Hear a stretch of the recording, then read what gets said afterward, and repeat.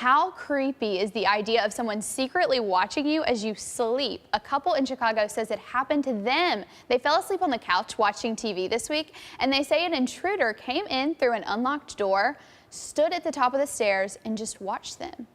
They say the guy was in their house for around 15 minutes. They didn't even know he was there until they watched surveillance video. Her purse was stolen. Police think he's linked to other break-ins in the area, and they're looking for him.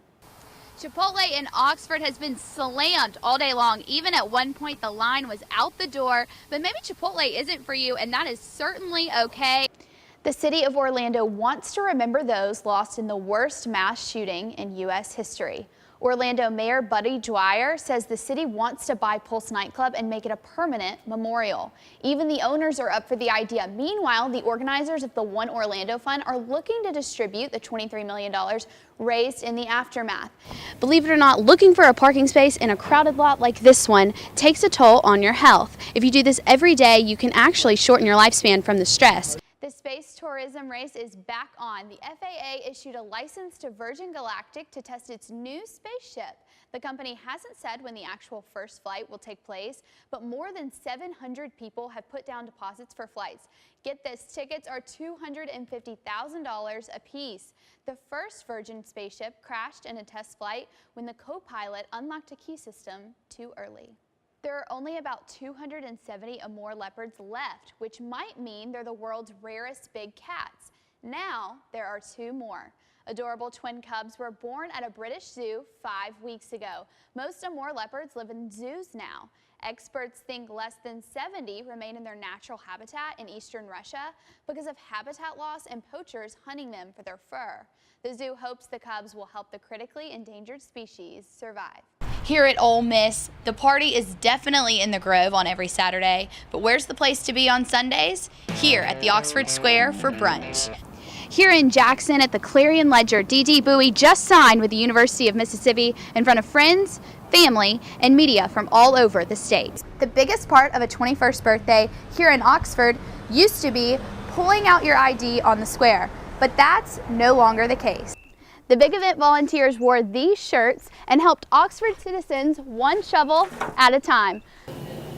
This little cup has caused quite the controversy at Starbucks locations around the United States, even here at the Ole Miss Library. On the Oxford Square, when the horses are here, they're on business just like any other Oxford police officer. So much, Melissa. The Oxford City Market is here every Tuesday from 3 to 6:30. Back to the studio. Hey guys, I'm here at the Jackson Avenue Polling Center where polls have been open since 7 a.m. Some are here to vote on state offices like Lieutenant Governor and Governor, but the big topic for today has been Initiative 42. I voted for Initiative 42. The reason why is because I do feel like Mississippi schools are underfunded.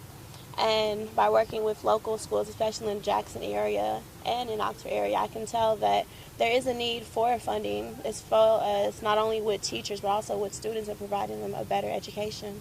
I believe that our state representatives should be responsible for,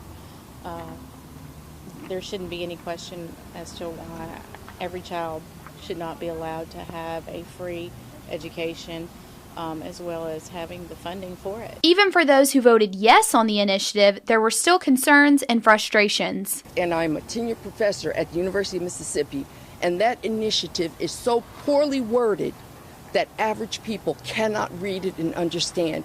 And in America, it shouldn't matter whether you have 4 or 5 advanced degrees. You should be able to vote clearly, and these things should be well written. It's a shame. It's disgraceful. It really is. They want to know if an education initiative needs to be passed in Mississippi. Hell yes. I hope with the passing of Initiative 42 that legislators can actually look at the state of Mississippi and local schools and realize that our students are the most important factors in this country. We had a chance to talk to those against the initiative, and they expressed to us that they don't feel that courts should be involved with education. The polls will be open here until 7 p.m. I'm Meredith Parker reporting for NewsWatch. Back to the desk. Meredith Parker, ESPNU, Campus Connection.